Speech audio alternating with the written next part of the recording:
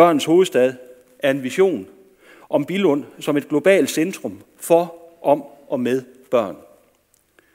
Vi vil, at det bliver kendt blandt børn og deres familie i mange lande, at Billund er børnens hovedstad.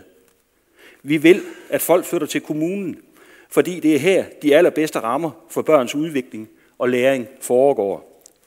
Vi vil, at virksomheder og organisationer søger mod Billund for at være en del af børnens hovedstad. Børnens hovedstad bliver kun en succes, hvis alle er med.